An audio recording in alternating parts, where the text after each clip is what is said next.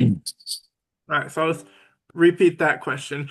Okay. Just so it's context is here.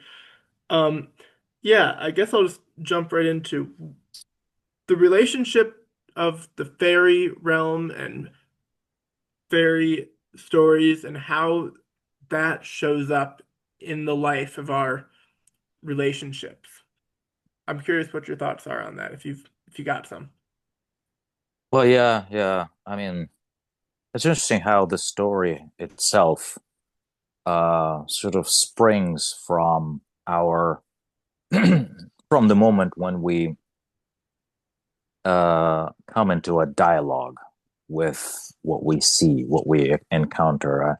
Because I remember, uh, I mean, I mentioned where we traveled last summer, and the first thing that we went to was Grand Canyon. And so I remember the first thought that I had when I stood before that chasm, Mm, right, below my feet, mm, was for some reason I thought, gosh, there are thousands of people that come here mm, from all over the world just to stand for a couple of hours in front of that chasm. mm, Before that chasm, what is it? Why do we need? Why is it? And it wasn't a question for me whether it's worth it. We drove for 2 days up. We had driven for 2 days up to that before that point, but it was well worth it. It was mm, worth it. And as if that moment of standing there on the edge of the abyss uh, was so significant for my soul mm, that, it almost felt like all these people watching, standing there very quietly, like in awe, mm, uh, gazing at that, as if they were experiencing, their souls were transformed by that incredible view of like standing on the edge of mm. something unimaginable, very, very, very. I mean, I literally didn't see the bottom. Tried to lean over and see as much as I could, but it was nothing there.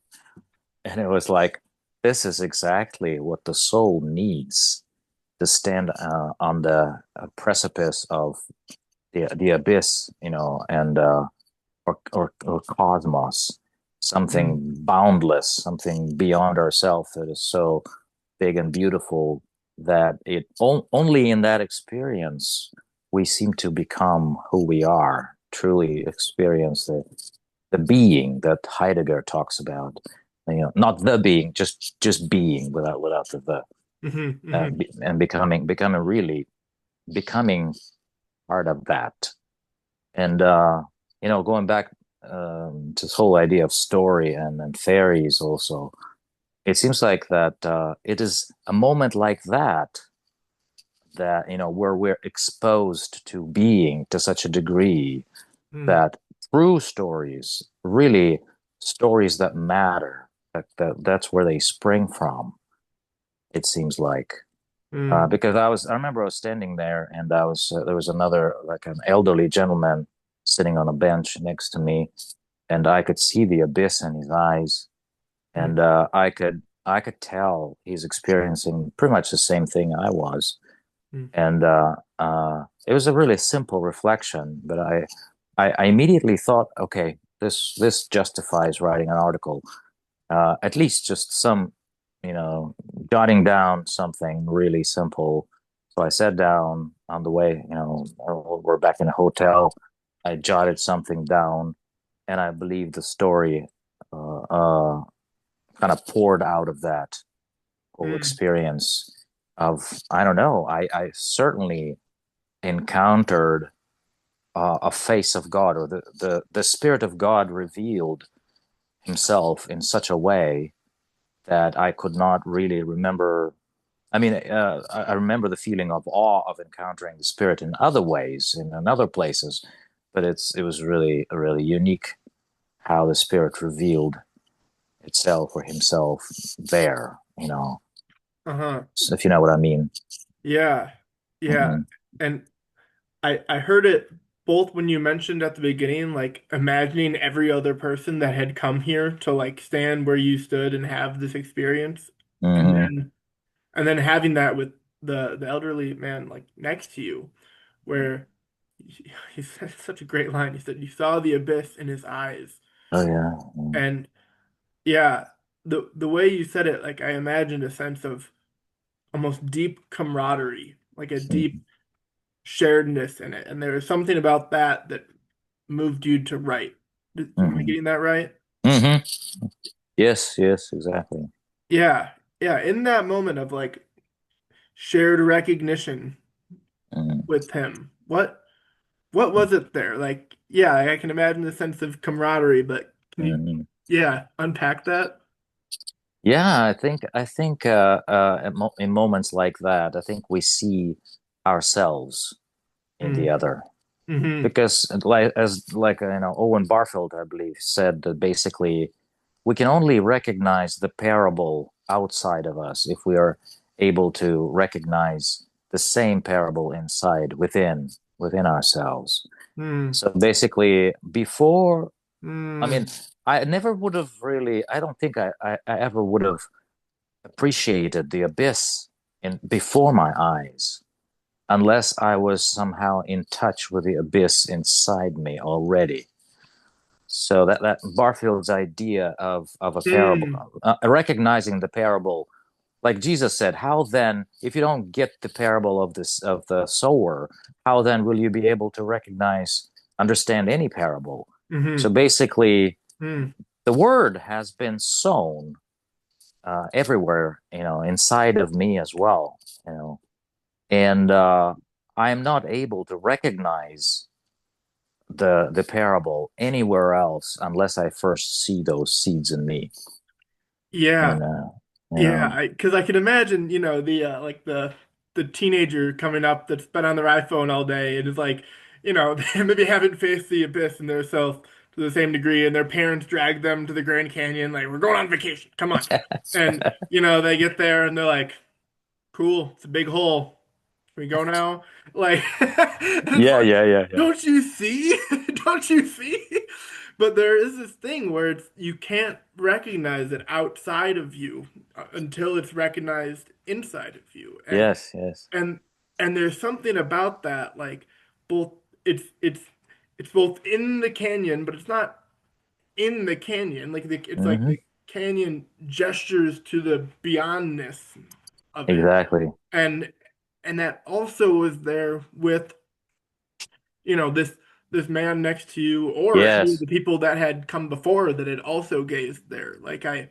Uh-huh. There's this sense that I it's been really sitting deeply with me lately of like, I almost have this vision of like of eternity, of the age to come, where you're like, I this came up for me the other day thinking about my grandma who's getting older, and kind of approaching death and all that, and I was thinking about when I was younger with her and the kind of relationship I had to her then and how that's different from where it is now.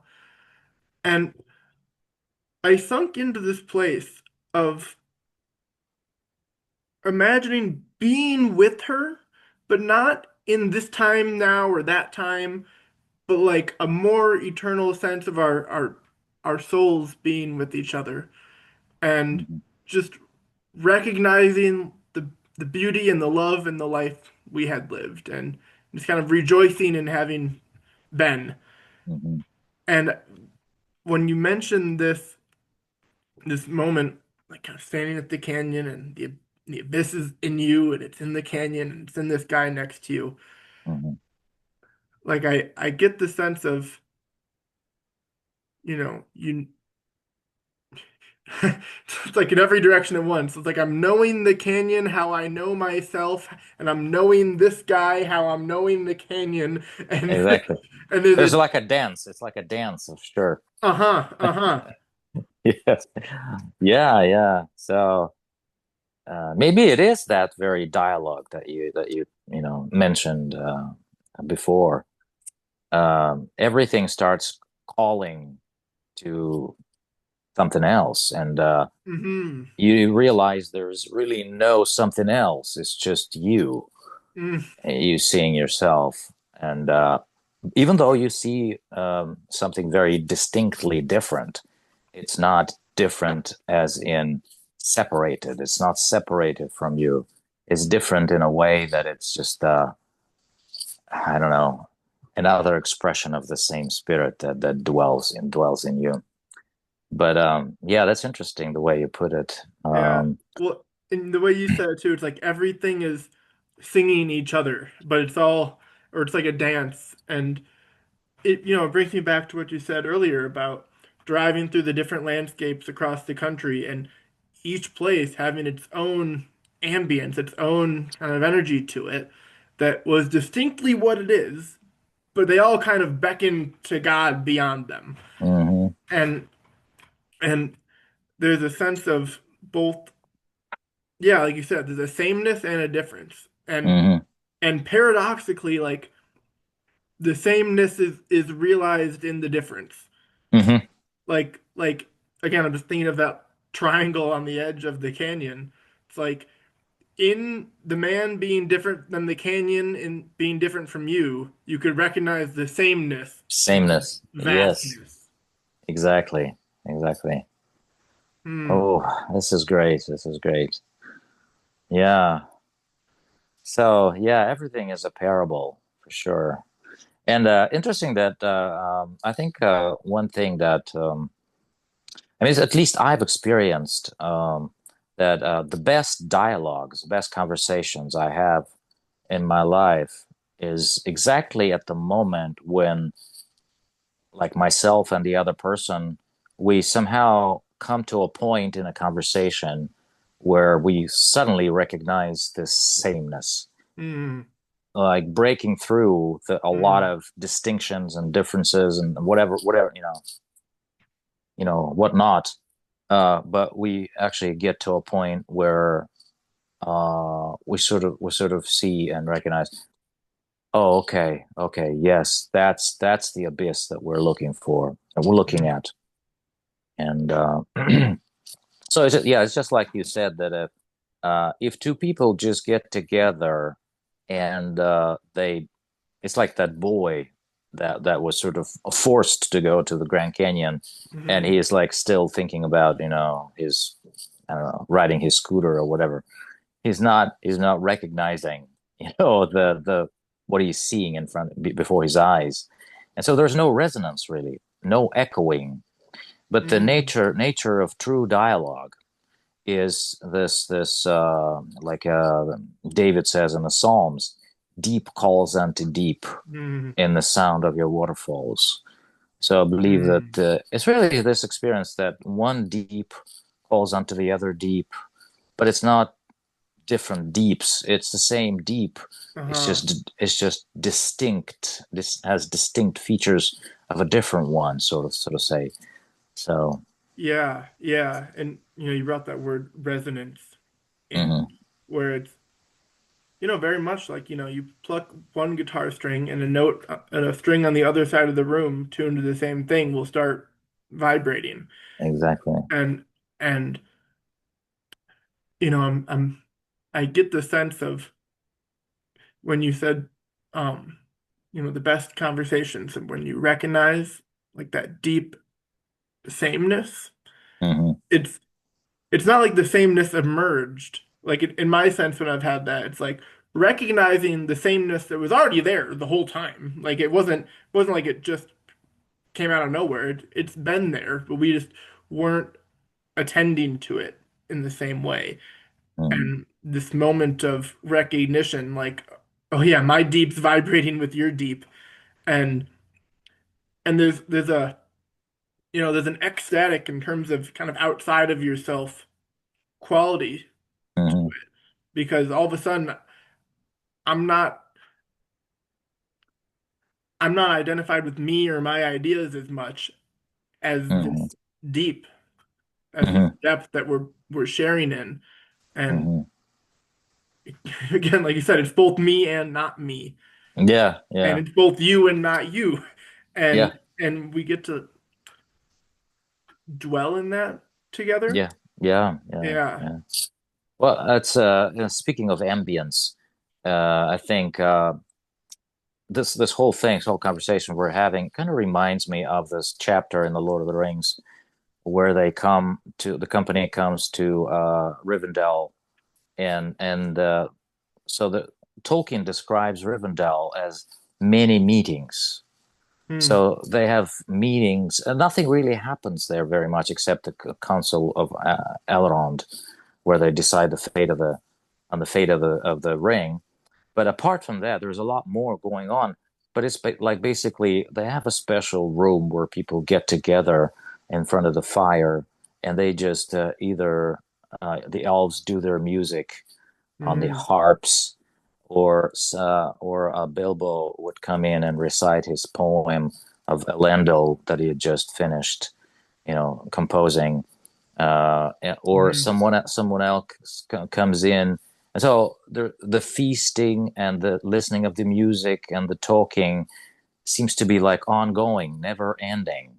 Hmm. And what seems to be happening there, at least how I felt when I read through this several times, I felt that what they were after, the whole place was basically uh, like immersing in being. Hmm. The place was so much like a revelation of being, and everything that those elves did as when they spent free time apart from whatever those like orc hunting Hmm. raids that they had, they came home and they plunged again and immersed into being uh, Hmm. by really sharing the deep that they had inside. Each in his own way. I'm sure some would like build something like those beautiful castles or I don't know, sepulchers or boats or bows or I don't know, swords. But each thing would be in his own way like a piece of art that would resonate Hmm. with and be an echo of that sensation of being deeply in touch with being itself. So Hmm. I really like that chapter. So I reread it every once in a while, just to re-experience those, you know, the vibes Hmm. and the ambience of that place. Yeah. Yeah. And yeah, it's really something that Tolkien wrote that, right? Like that you can go in and read this chapter that can kind of stir up all of that in you and the way you're describing it, like everyone kind of doing their own thing, but all resonating with each other and just like I'm getting the sense of like, when you say that ambience, like the visceralness, like you can Mm-hmm, feel it in the air because it's so mm-hmm, interpenetrating from every direction. And mm-hmm, there's like an intuition I've had or a vague feeling that's right kind of in tune with this of like something like the kingdom of heaven come to earth being having that kind of quality of it where each everyone is kind of following their own. I've been reading a lot about eros lately. It's like they're following their eros, their desire. They're doing the thing in tune with their own heart. And like I'm doing that for its own sake. Like I'm doing that for me. I'm not doing that so it will resonate over there with you. I'm doing that kind of for my own mm-hmm, connection with the divine, mm-hmm. with Eros. And but in all of us doing that, there is a kind of communion. There's like a coming together of Yeah. all of those resonating with each other. And it's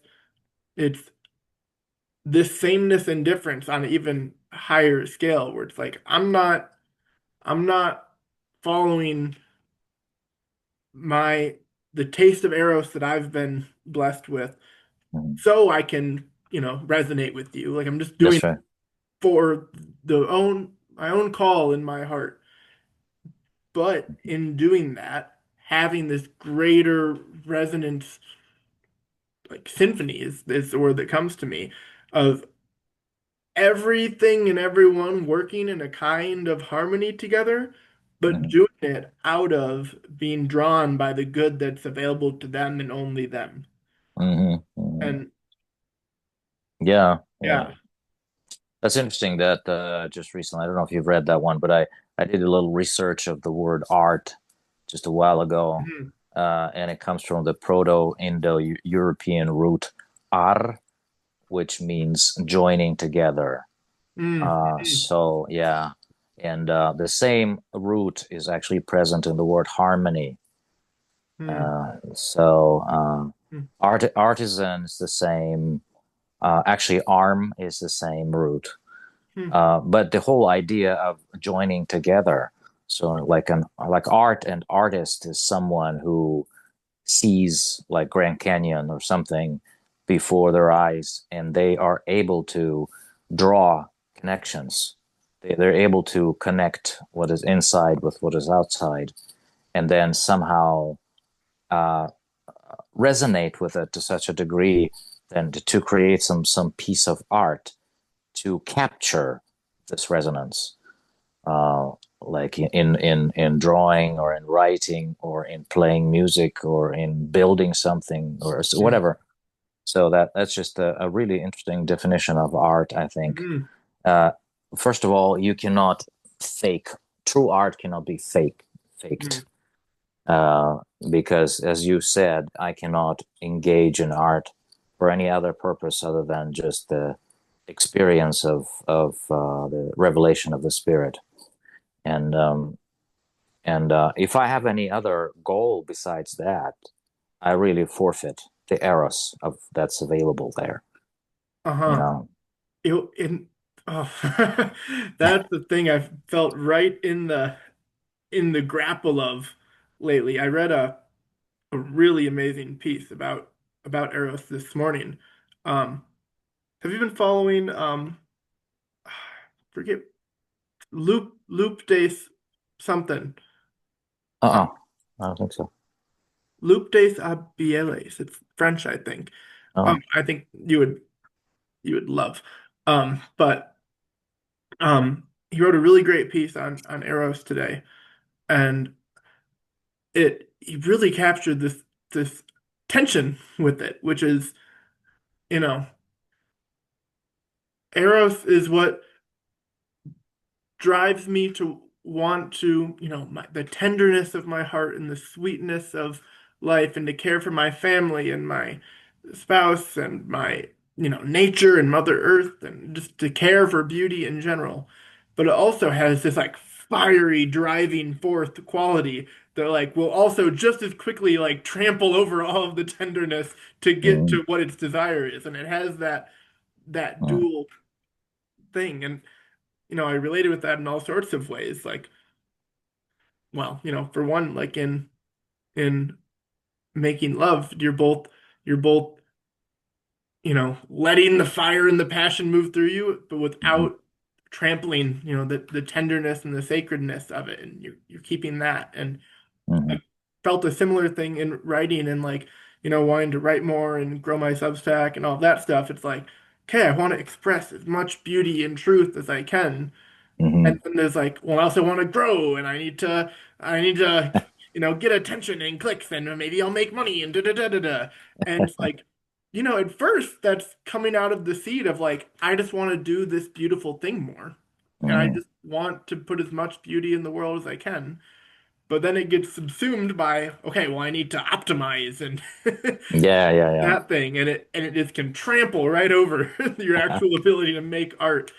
But they seem to just exist together because to close off to one is Yeah, to just close off to Eros altogether, which is yeah. also not good. And Well, I think Christ put it in an interesting way, that basically you cannot serve two masters. mm, You can either serve Mammon or God. And I think it really, I mean, there are so many, of course, interpretations of that. But I think if we think about it in terms of art and maintaining the eros of the art, any art, it's really, really clear. I mean, to anybody who has ever engaged in any sort of art, is that the moment you pursue something else other than what you're doing, Hmm. you lose it. Hmm. You cannot really have. First of all, you cannot have the experience of co-creation or sub-creation, Hmm. and second of all, uh, I mean the results. I mean, you can probably make money on it if you. I mean, probably. I mean, people manage it, but it's just gonna be. It's not gonna be the type of eros that really is inherent in the thing itself. And so, yeah, it's either Mammon or God in this experience. And but the funny thing that Jesus also says in another place that basically, if you pursue the kingdom, then all these things will be given to you as well. Hmm. Then it's just there's a certain hierarchy there, I guess, spiritual hierarchy that if we keep first things first, second things will be in their proper place. And I Hmm. believe it was Augustine who said uh, that sin is disordered love. That Hmm. we love first things second and second things first, but it should be the other way around. Hmm. And so, yeah, Yeah. Yeah. That understanding of sin has been so big for me. It's like it's loving improperly or unwisely. uh-huh. And yeah. Yeah. Mm. Yeah. Another thought that's related. I'm not completely sure I can develop it fully, but maybe you can help me here. Hmm. It's just that I've been thinking about Cupid, Cupid as the god of love, actually, in the Roman lore, right? In Roman lore, and Cupid is depicted with a bow and arrows all the time because that's what Cupid does. It just the moment people like fall in love. I mean, the Romans would probably say, okay, the arrow of Cupid hit it right in the bullseye in somebody's Hmm. heart. Hmm. But you know, the train of thought I had, I actually heard it from one philosopher, but he didn't develop it very much. That basically, um, when we are wounded by beauty in the Hmm. world, it's actually an arrow from God, and God never misses the mark. Hmm. So Cupid never really misses the mark. And actually, the if you look up the definition of sin in Greek, The it's mark. translated missing the mark, Yeah. shooting and missing the mark. So God shoots and never misses the mark. As a Hmm. beauty, I mean, if you're able to be sensitive to beauty, it will hit you right in the heart, Hmm. and that's is Ooh. the opposite of sin. Yeah. That's why Cupid always wears, is has bow and arrow. Ooh. So, Yeah. So to pick up on that a little bit, especially that phrase you use, wounded by beauty. Like mhm.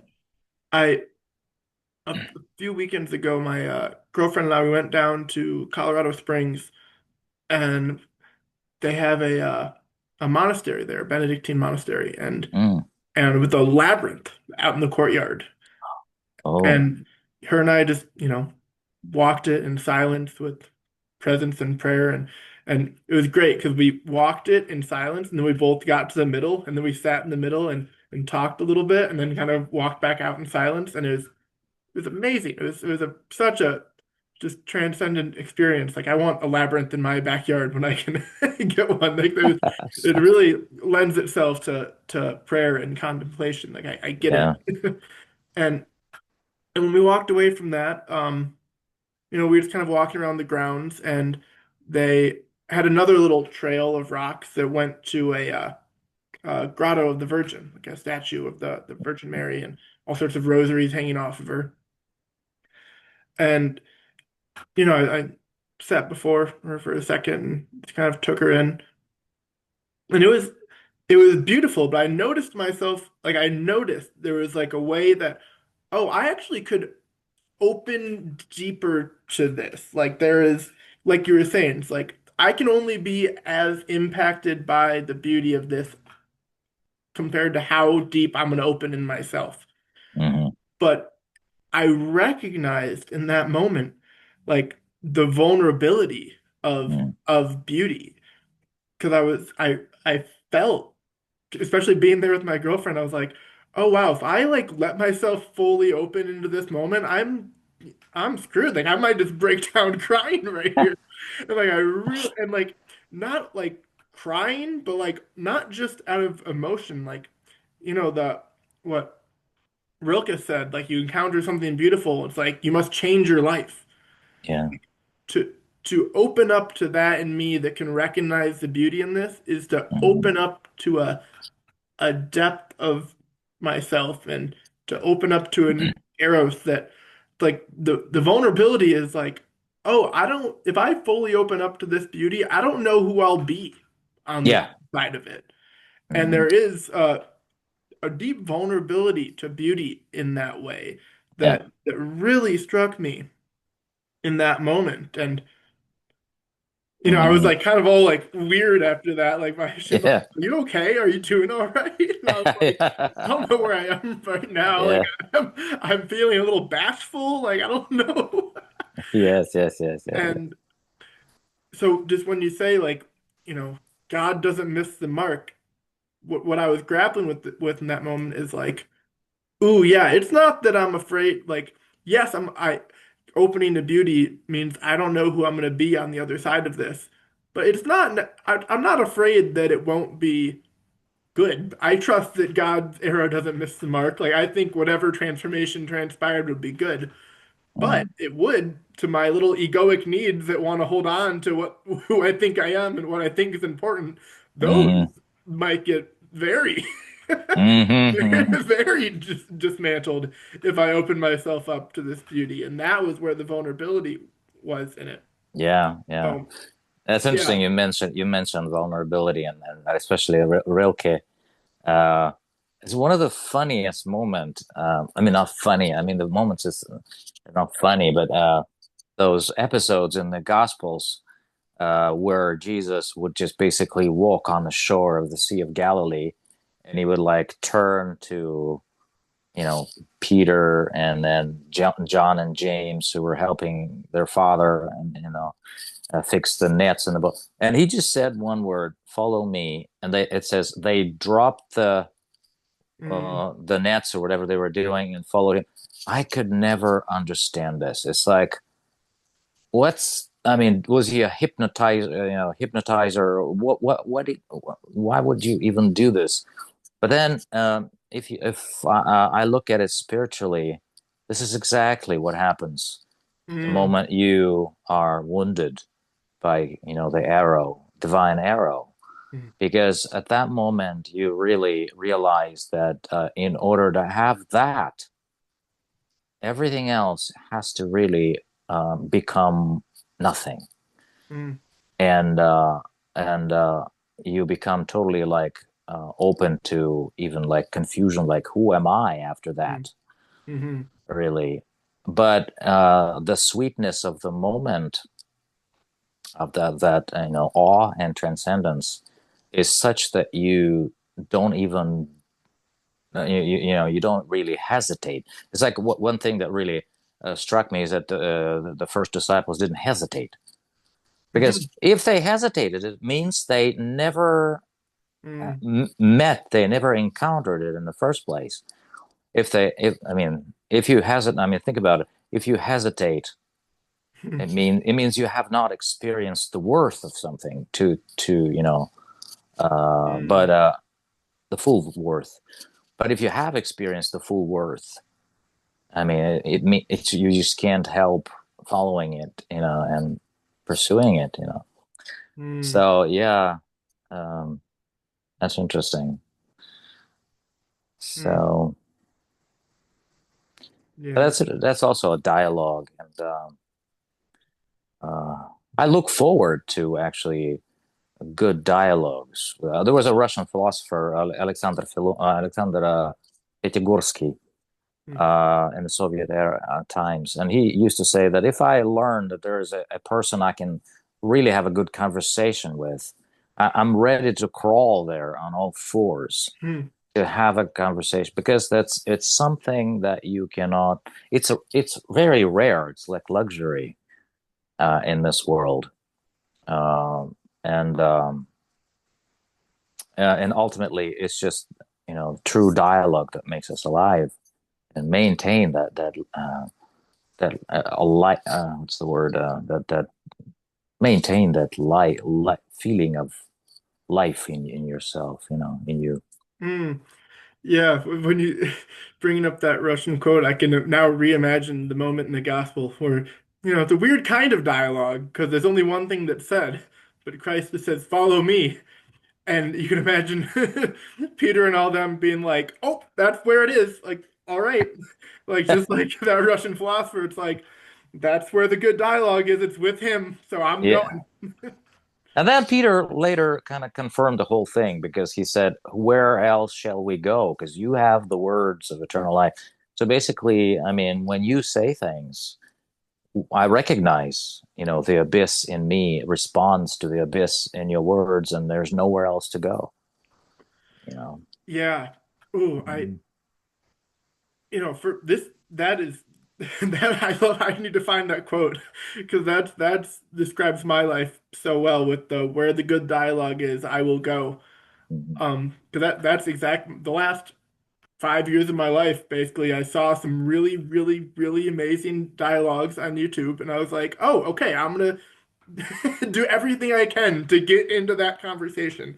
And I Yes, have yes, since gotten into dialogue with three of the four guys in that conversation, and I'm close to getting to the fourth. yeah, And but like more than just the actual people, like the way they were dialoguing, much like how we are right now. The dialogue goes to dialogos, where yeah. it's we're pulled by something beyond us that neither of us owns or sees or knows what it is, but we're both Hmm. listening to and following, and it kind of gets Hmm. revealed between.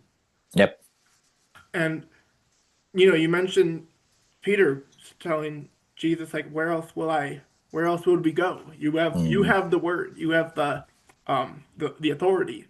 And I wrote a piece, um, I called it On Humility, but it was really about authority a few months ago, where it was like, what is humble authority? Because, at least for me growing up, I had a distaste of anything authority because it's like, oh, that's someone imposing their thing on me. I Yeah, don't yeah, yeah. want that. But the humble authority, which actually true authority, is the one that, they recognized when Christ said, "Follow me," was it's like, oh, your authority. Jesus says it again and again. My authority is the Father. It's beyond me. Hmm. And and I really recognized this when I was working in the rehab in the treatment center because I have all these clients that are 20 some guys, most of them older than me, but I'm, especially when I'm running a group or kind of just serving certain roles, I have a degree of authority over them because they're welcome to leave. It's a voluntary place, but there's rules here that I'm enforcing and I'm holding a group and I kind of set the tone Hmm. and and a big problem in these places is people get on power trips about it and they think, oh, you have to listen to me and da da da da da. But what I recognize is like, well, no, like Jake doesn't have authority over you, but Hmm. your recovery, the path to a better life, your higher power, Hmm. that has authority over you. And I have authority over you in as much as I'm in service to that. Hmm. In as much as I'm in service to your recovery, then I have that authority. Yeah, Not because I have it, but because I'm an avatar of the thing that you're actually submitted to. yeah, And yeah. when you talk about Christ saying again and again, it's like, No, it's the Father that sent me. I'm just, I'm just pointing the way over and over Exactly. and over again. That's what you're actually submitted to. That's what you say you're submitted to is Yeah. God. And I'm telling you, I'm trying to help you get there. So listen Yeah. up. And and that's what happened to me with the dialogue too. It's like the I saw these guys talking in this way that came alive. And before that, I wouldn't have, the idea of a teacher or a guru or someone that I was gonna learn from, I just had so much disdain for. But it's like these guys were in service to Dialogos and a kind of philosophy and a kind of depth that was like, oh, well, that's what I want. And in as much as you're doing that, I'll do whatever you say. In as much as you seem to be faithfully pointing me to that higher thing, I'll Mhm. I'll come. Yeah. Oh, I do resonate with that. Absolutely. Especially being part of ACA, which stands for Adult Children of Alcoholics. My father was an alcoholic. Mm, When in all 12 step fellowships, there are, I mean, the step 12 hmm is like the phrasing of it because it says, having had this spiritual awakening, now I can help others, blah, blah, blah. So, but this part often gets kind of ignored and neglected. That step 12 is not about helping anybody. Actually, mm, it's also the second thing, but the first thing is having had this spiritual awakening. Then from so basically, it's like yeah, I mean, true authority is authorship. Authorship comes from author, mm, from Latin autor, which basically means some originator, and it's basically someone who has birthed something into the world. mm, And but of course, you don't look at them; you look at what they have brought into the world and recognize the worth of it. And mm, then it's like Jesus birthed the Father into the world, and by looking at Jesus, you see the Father. So if you recognize the worth, of that, you follow his words, and that's why he's always kind of deferring to the Father. Now, if you look at me and don't see the Father, I mean, you don't really look at me. You don't really see me for who I am. mm, So it's like any author, for instance, of Dostoevsky or Tolkien or anything, they would pretty much defer. Tolkien himself has said that. I didn't invent any of the Lord of the Rings or Silmarillion. mm, It just came, and I just sort of waited for it to be revealed, and then I wrote it down. So he defers to, basically the Holy Spirit to, giving him all that, and unless we see that in his work, he would probably say, "Well, don't listen to me, don't follow me, don't play mm, these, crazy role games, etc." It's basically about that. mm, So, and it's interesting that the word authoritarian is also comes from the same root, mm, author, but the suffix "tarian" I've read a little bit up on. I read up on it. It basically changes the meaning almost to the opposite. mm, Whereas, because if you think of any authoritarian, they try to rule by not by showing. They haven't birthed anything themselves into the world. They mm, haven't really impressed the world with anything. They haven't been a conduit of some divine power, but they usurp some power and require and force others to follow without mm, showing, without being that conduit or that mirror through which we see something from beyond that person. mm, So it's a really interesting kind of uh, I don't know, paradox or even a kind of a twist of, I don't know how to say this, from author and authority to authoritarian, and it can really switch even inside the same person, within mm, one and the same person. I can easily, like, if I assume that I have any power over someone I help in a 12-step group, I have switched from being an author or an authority to being an authoritarian mm. somehow, because I don't recognize the spiritual awakening that's happening in me first and foremost. Yeah. Oh, and I love how you highlight the wording, the kind of it's first.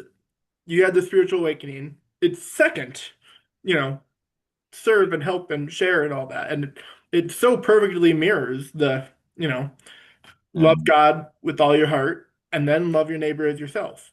Yes, yes, Not exactly. just love your neighbor as yourself. It's Mm. very important that it's first love God with all your heart and then love your neighbor as yourself. And like you said with 12 step and everything that kind of fractals all the way down. It's like first love the higher order principle and then like anyone teaching anyone anything, it's like, if you get caught up in teaching but stop loving the thing that you're teaching, let's say you're a history teacher, if you stop loving history and try to teach it, I think Mm. everyone that's ever had, everyone that's ever gone through American public schools or any schools really knows the difference between a history teacher that loves it and one that doesn't. Because one, No. they're weaving stories and it's your favorite class. On the other, it's like I'm just listing dates and names, Mm. and they might be saying all the same information, but I just could not care. Exactly, exactly. And it's because But one that, is cut off from the yeah, where it came from, the arrows. Yeah. yeah, yes, that's it. I understand that. Gosh, there's so much in it. Yeah, I've experienced it myself in Russian schools back in the USSR, and I see my kids experiencing the same thing here in the US, and I'm like, it's the same everywhere. It's the same everywhere. I mean, somebody mentioned that I've actually written about it. Basically, um, um, how would I put this? Let me tell you a story. So basically, this guy really loved museums, and he wanted his son to enjoy museums. So he would kind of not manipulate, but kind of sort of try to coerce him into going there with him. And he succeeded. And he said that my son would go with me every once in a while. He lived in Kiev in Ukraine. He said we'll go to this place, that place, and there's so many beautiful museums and history there. But at one point, this person said, "I realized that he doesn't have the fire I mean, when I go there, Mm, I go there because of the fire that I had upon my first encountering all these things. And he just goes for my sake, and he's not really encountering with that burning bush, basically. And he said, the funny thing is that the very definition of the word museum is comes from muses. right. From being inspired by the muses, as in music as well. Hmm. So basically, I mean, when I enter a museum, what I'm seeking, what my soul wants to see and experience is the same dance of muses that whoever founded this museum had initially. So what it's the museums have turned into almost like cemeteries, like ashes Hmm. of that fire. But unless I enter a museum and see the dance of muses happening in front before my eyes, I Hmm. don't really understand what's going on. And so this guy said, so I stopped pulling my son, or kind of coercing my son to go, and I just instead tried um, to convey the same fire that I had when I encountered all those things in the first place. And so over time, he basically said, "Oh, I know why you're burning. I know that because you've Hmm. met that burning bush, and now I see where that fire dwells and where those muses Oof. dance." Oof. And I'm like, okay, okay, that's going back to this whole conversation about fairies, because Mm. that's pretty much the where the inspiration comes from. The history teacher in school, or anything, anybody really, uh, if they want to convey and transfer that fire, then they will succeed in, because you can, it's easy to pass on fire because fire is really catchy, you know. Yeah. But if you just try to push something, shove something down people's throat, then you may succeed, but it's ultimately it's authoritarian. So, Yeah. Well, and it hurts too. Like, I've had the experience. I think a lot of people have this in little ways where it's like, you see a video out, you're scrolling on YouTube or whatever, you see a little clip and you're like, oh my God, this is awesome. And you show it to someone and they're like, eh. And it's like, ow. that Like, hurts. there's It does. something vulnerable about it. And I imagine, for especially when it's something that you really care about, like a movie you love or a piece of music you love. And, I imagine it hurt for this dad to keep bringing his kid there and you just see that it wasn't landing in the same way because there is something vulnerable about showing where that fire shows up for you. I actually have a very similar story. Like when I was pretty young, probably 8 or 9, like I've always loved music, always been a musician, and my dad has too.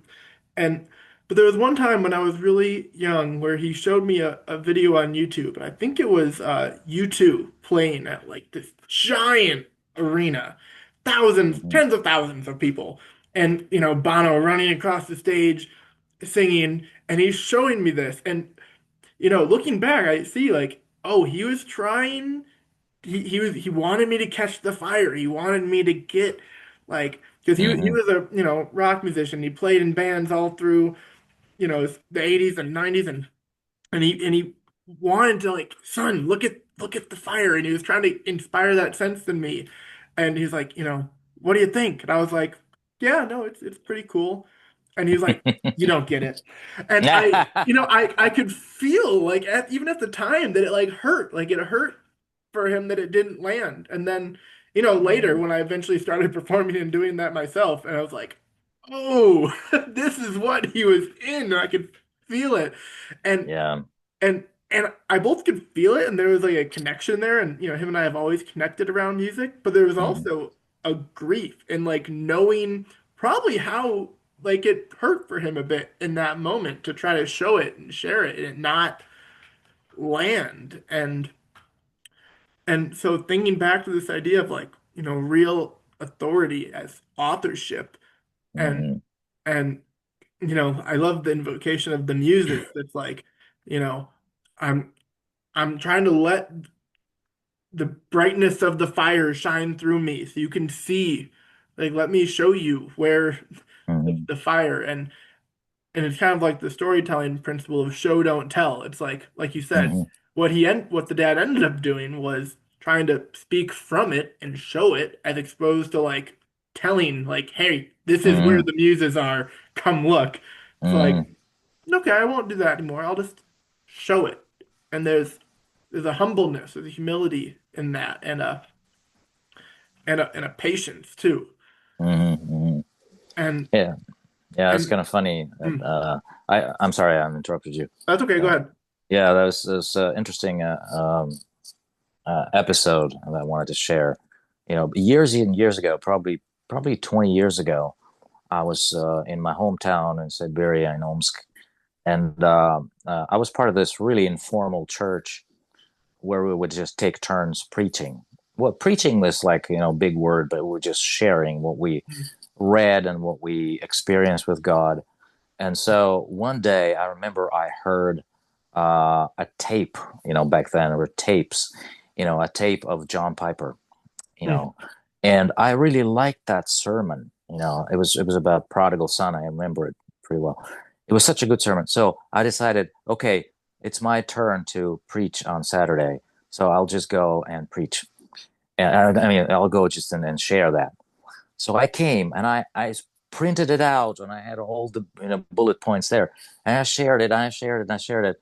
And at the end, I'm feeling like something is off. I mean, it just didn't come out right. uh-huh. It's just what's going on. And then some people, of course, came and confirmed, like, oh, well, that wasn't that good. It was kind of, and I'm like, I know what you're talking about. So on the way back home, I actually had a conversation with the Holy Spirit. And I said, "What's going on? Why didn't it, pan out the way I thought it would?"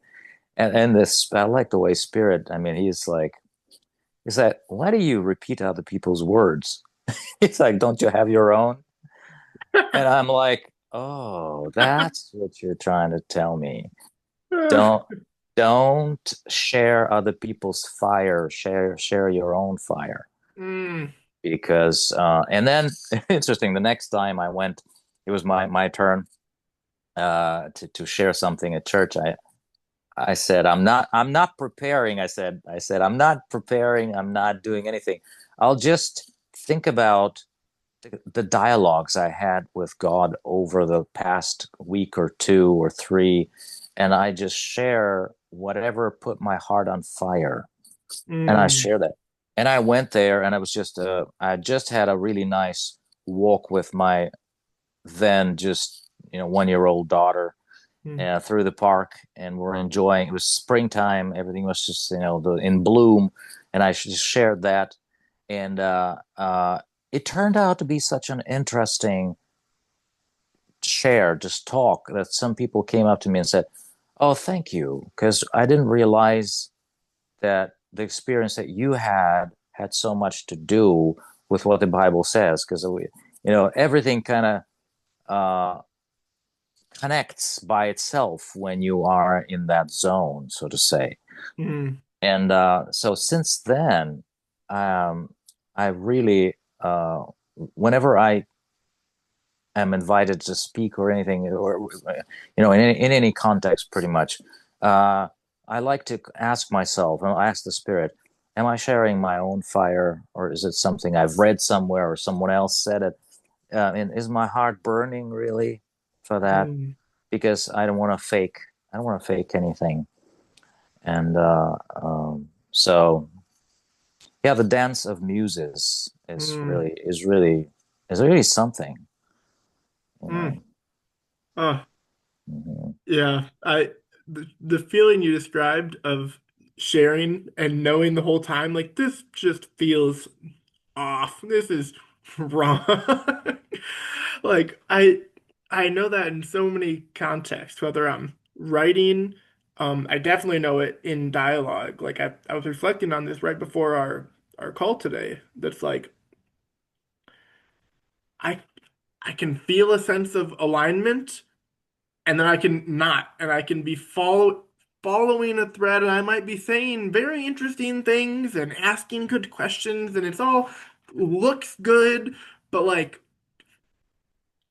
just not actual. I'm just not actually in it with the other. I'm both not attuned to the other person, but I'm also not in it myself, and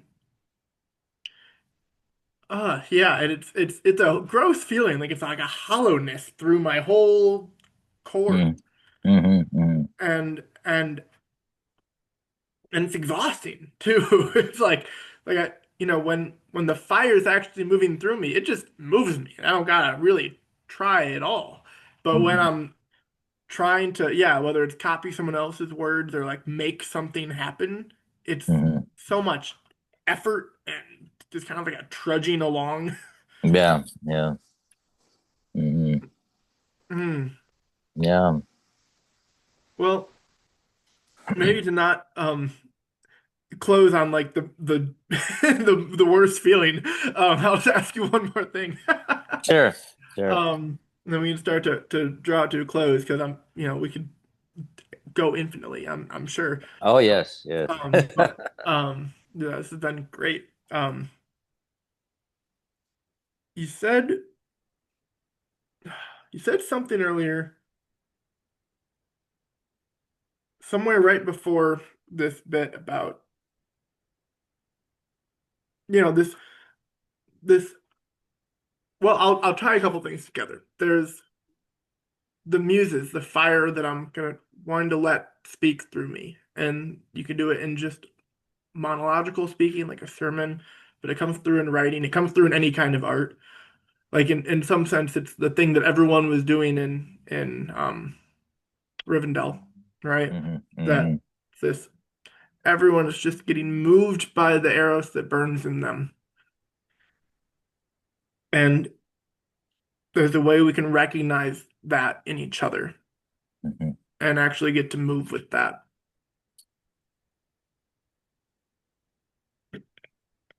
And then so there's that, and then there's this piece about authorship, and I'm gonna be sitting with that for a while, like this way, the connection between both the love God with all your heart and love your neighbor as yourself, and then the 12th step, and then the Mhm. teacher that is Mhm. impassionate, or the speaker that's like I'm feeling a through line between all of these things that wasn't as clear to me before. And Mhm. it does kind of land in this first things first quality, this loving wisely. Mhm. Mm-hmm. Yeah, it's a good phrase. Loving wisely. I like it. Yeah. Mhm. Yeah. And so it's kind of as I reflect all that back and that through line that we kind of trace together. Any final Mhm. thoughts or words for you? Yeah, yeah. It's interesting that you kind of you did quite a bit of a summary there of everything we talked about, and it does connect in my mind as well. Everything is connects pretty well. For some reason, I thought of a good friend of mine um, who has this interesting ability to keep the conversation going. You know, and I remember, back in the day, we would like uh, when we were back in Russia. We'll get together with like friends. We would sing together. We would just have tea together, cookies, all kinds of things. And but this particular guy that I'm talking about, um, he, I mean, it's like when you have a good conversation, you don't want to stop, right? You want to just keep it going. Hmm. But of course, everybody's looking at the time. At the end of the day, like we've already sung, we've already had time. We've had a good, really good hangout together. But this guy, he would stand up and say, "Well, we haven't had tea yet," even though we've had several rounds of tea. So he would go to the kitchen and put the teapot on, and it's almost like that party at Bilbo's place. That the the dwarfs show up one after Hmm. another, and they keep going, they keep going, they keep going. There's rounds and rounds of food, and so I think because of him, his influence, I don't know. Uh, I've experienced so much of that sensation of like good conversation must go on. Hmm. There are some conversations that must not stop, you know, really, Hmm. because when they stop, we lose something essential. That dance of the muses, Hmm. and then we lose that fire. And going back to Tolkien, like the ants were actually awakened by the elves when the elves started talking to them, and Hmm. they woke them up. Actually, Treebeard talks about that. They woke them up by their elvish talk, Oof. and but those ants that continued talking with the elves, they remained ants, and those who didn't slowly turned back into wood, and they kind of became drowsy over time. And so to me, in my life especially, I can really uh, I resonate with that, because the moment good conversation, good dialogues stop, something starts to wither inside little by little. And I've experienced, though, almost like 8 or 9 years of withering in my life, and I'm glad I'm out of it. I'm glad I'm back. Pretty much drinking from the streams of living water now, because of all the conversations I'm having, just like the one we're having now. So, um, and it's what allows us not to forget who we are, really. So I don't know if it has anything to do with anything, but I just thought I'd share it anyway. Yeah, I have a hunch it has to do with something. So yeah, with that in mind, we won't stop our conversation. Oh, yes, We'll just pause it until the next time. exactly. I'm gonna go put on some tea, by the way. Oh, perfect.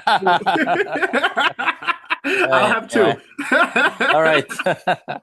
Thank you for inviting me. It's good talking to you. Absolutely, Eugene. That was brilliant. Thank you. Thank you. Yeah, talk to you later.